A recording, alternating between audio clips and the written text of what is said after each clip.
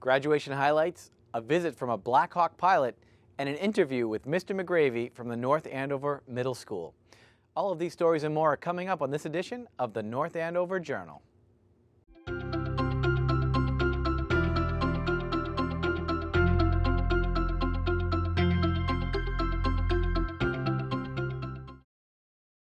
Hello and welcome to this edition of the North Andover Journal. I'm Ron Carpenito.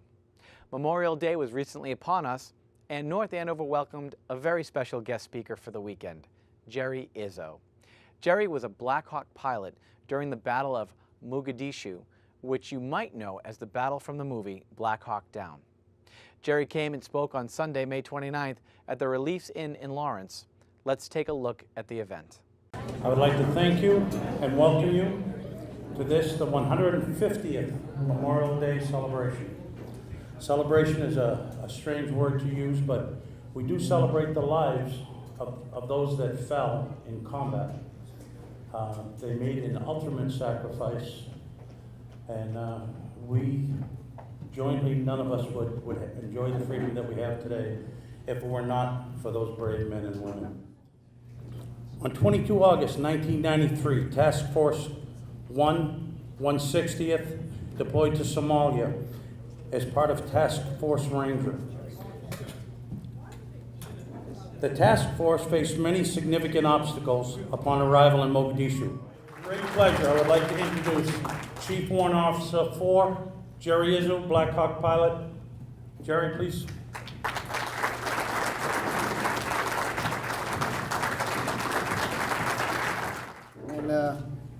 When I was a kid growing up on Long Island, I would listen to my dad and my uncles telling stories to me about their experiences in the Second World War and in the Korean War.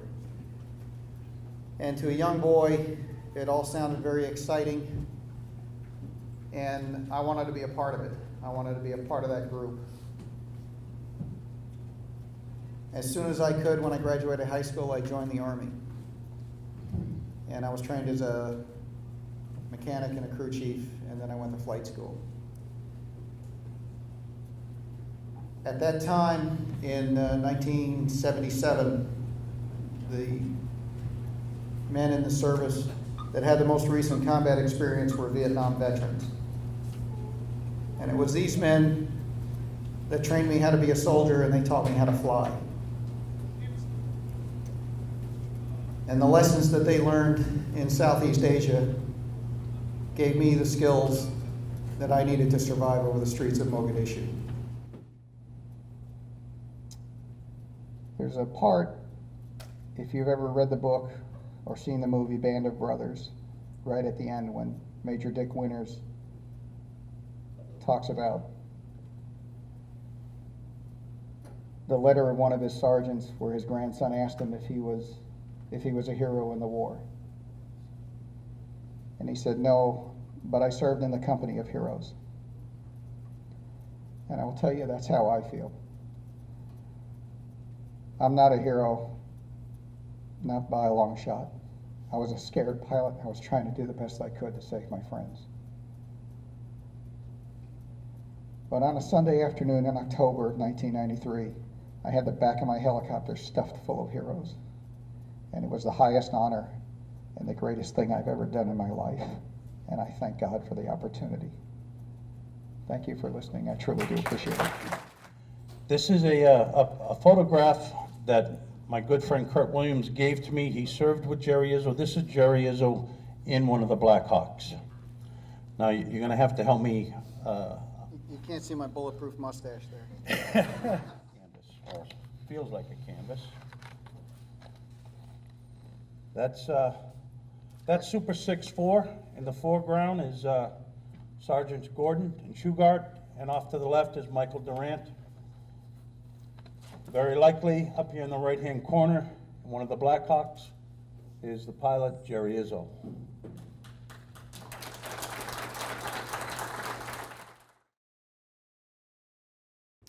We would love to thank Jerry Izzo again for his service to our country. Thank you, Jerry.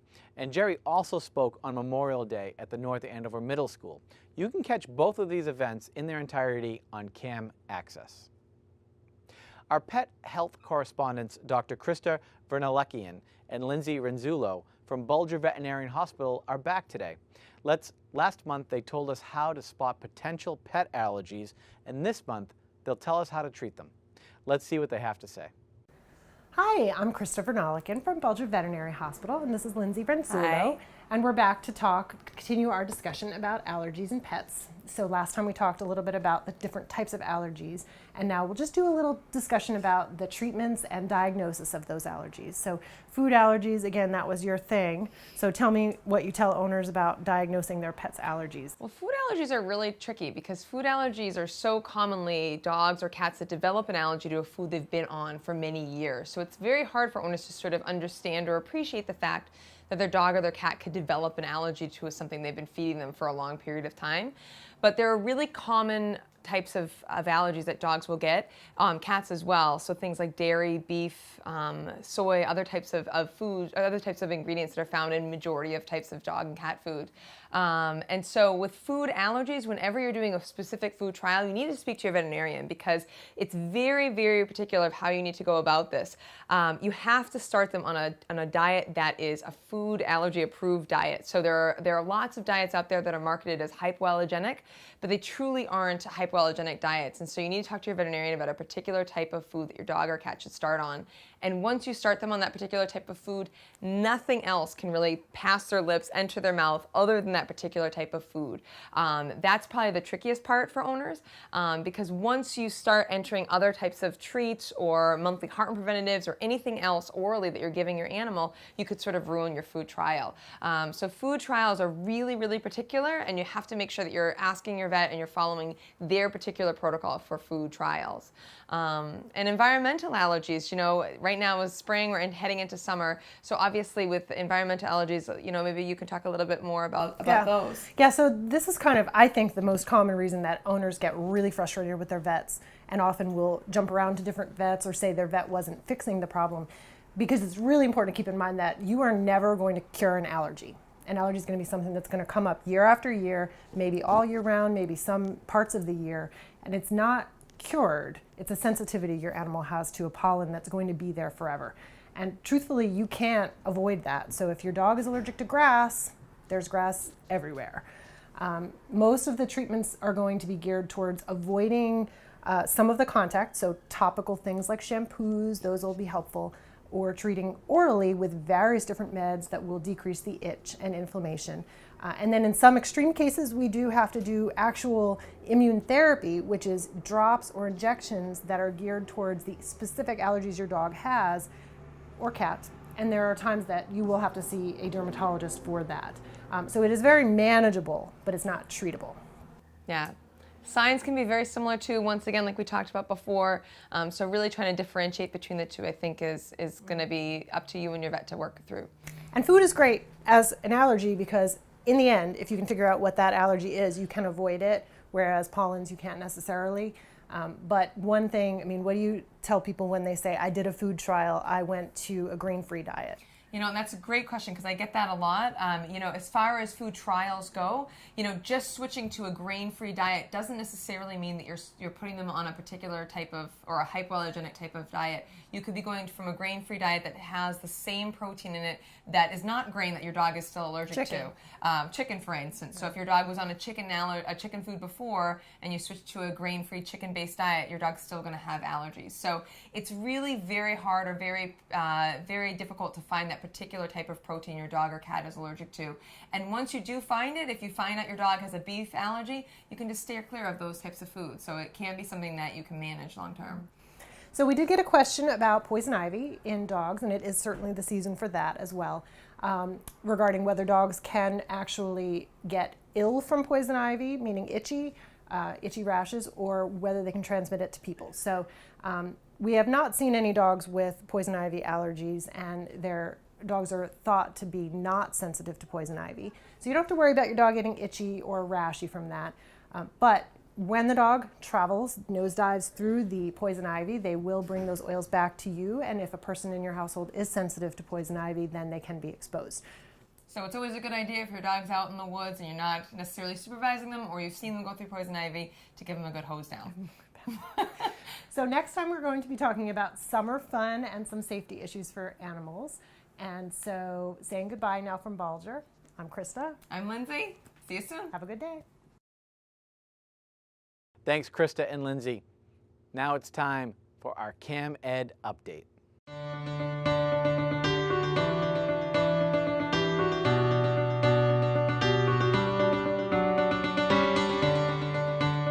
Well, the weather held out last Friday night for the North Andover High School graduation ceremony. The class of 2016 has done some really incredible things during their career in the North Andover school system. Just this year alone, they started the first ever varsity boys volleyball team at the high school. They led the robotics program to become the 6th place team in the world, and they helped lead the music program to become one of the best in the country, with the band and chorus both winning double gold at their national competition this year.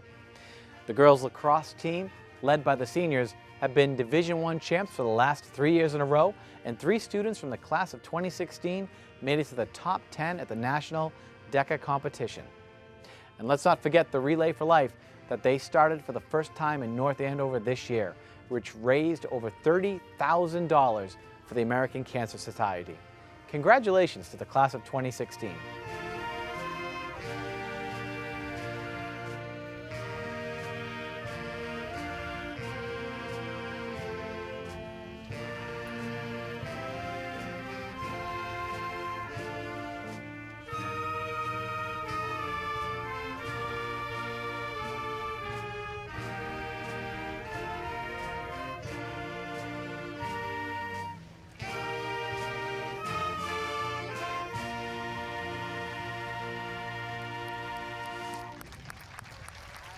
Well, you can catch the graduation ceremony as well as the awards ceremony and the scholarship night right on the Cam Ed station. On June 10th, the North Andover Middle School hosted the 2nd annual Civics Day. We caught up with the social studies teacher who organized the event, Mr. McGravy, to see what it was all about. Tell me a little bit about how the idea for Civics Day began and how long it's been brewing. Okay, so it's been brewing a long time. This is the 2nd annual one. State Representative DeZoglio wanted to come in. I had her come in, and before you knew it, she invited some judges and then a representative from jury duty. That was last year. And then I wanted to amp it up a little bit more this year, so I brought in town and local governments. So the town manager is here, the town moderator, and Dr. Jen Price, the superintendent of schools. So it's really grown and gotten a lot bigger, and who knows, maybe next year we'll have even more people come. Awesome. And can you speak briefly about what Jennifer Price and Andrew Mailer had to say today? Maybe a couple nuggets for us to hear. I think they really worked about how to work in government and be functional and successful. It was obvious to me that when they worked together, their relationship was fantastic. So they mainly talked about how important it is to have the personal skills to work together as a team and move forward. They also did an amazing job of answering the kids' questions. They were willing to answer just about anything, and actually they cut their time short to answer more questions. So, I mean, they must have answered about, 30 questions. Just for my kids, multiply that times 3 for the other 2 teams. So them being willing to do that, I was very, very impressed with. That's awesome. So you're speaking about the kids' involvement. I'd like to talk a little bit about that, kind of what the lead up has been in the classroom preparing them for Civics Day, the 2nd annual Civics Day, and sort of what they've been talking about on a daily basis in your class. Great. So we do civics every year. We start out with the Constitution, and then we get into the federal government, state, and local. And state and local always kind of comes at the end of the year, so you're kind of rushing and trying to get through it. So when State Representative DeZoglio came in, I said, this is great.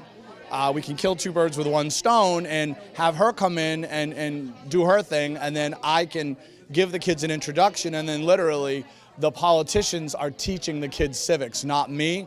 And I think it means a lot coming from them because they have the daily experience.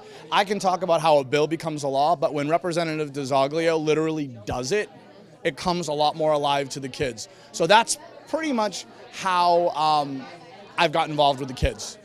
Awesome. I love that. You said a minute ago in our little prep chat about the fact that kids like that hands-on experience and they like to be able to learn and see how it's applied in the real world. Is there any one particular student that has had an experience you think that stood out, one that you think, oh man, this student might go into something like this, might go into law or study poli-sci? On the short term, I had a student, Jodell, this year, in one of his questions and comments, quote the preamble of the Constitution, which completely blew me away, talking about domestic tranquility. And then I had a student last year, Caitlin, who is actually an intern for Representative DiZoglio. In fact, she's the youngest intern in the history of the State House. She's here today. She introduced her. So it was very moving to see her and what she's doing, and it kind of came from conversations that we had in class. I also invited about maybe 6 other 9th graders to come, and they were all about helping out with the community and getting involved, and they're here today, and it's great. It's fantastic. Awesome. So any last closing thoughts or remarks that you'd like to make? Closing remarks is hopefully we'll do Civics Day next year. So anyone watching, if you're a parent or if you're a younger student, hopefully this is something you're going to be doing someday. And I hope it just gets bigger and better and we get more and more people involved in the community. And thank all the speakers and everyone that came out for it. I couldn't have done it without them, and it's just a huge success. And one last note, if they want to get involved, let's say it's another student from a different school or in the high school, is there a website that they can go to? There isn't a website. I mean, they could probably go on Representative DiZoglio's website, or they can go on the North Andover Middle School website and click on my name, Patrick McGravy, and that'll go right to my email. And then if we have speakers out there that want to volunteer their time, or people watching from other school districts that maybe might want to mirror this in another city or town, I'd be more than happy to have another community do it. Well, before we end the show, I'd like to leave you with some community calendar events. The Northeast Comic-Con will be held locally this year on June 18th and 19th at Shriners Auditorium in Wilmington. Northeast Comic-Con offers 150 vendors of vintage and modern collectibles and art, along with free parking, affordable ticket prices, and access to celebrities, artists, actors, collectors, and cosplayers. Celebrate spring by getting an awesome henna tattoo from a professional artist at the Stevens Memorial Library on Wednesday, June 22nd at 3 p.m. This event is for students entering grades 6 through 12. Space is limited, and for more information, call 978-688-9505, extension 42018. North Andover CAM is having a summer media camp from July 18th to July 22nd. The camp will go from 9:30 a.m. to 12:30 p.m. and is open to all kids entering grades 4 through 8. For more information about the camp, call Susan at the CAM studio right here at 978-687-6570 or email her at smartin@northandovercam.org. And as always, if you have a news story or idea for a segment, please email us at thejournal@northandovercam.org. Well, that will wrap things up for us this week. I'm Ron Carpenito, in for Morgan Healy. Thanks for joining us.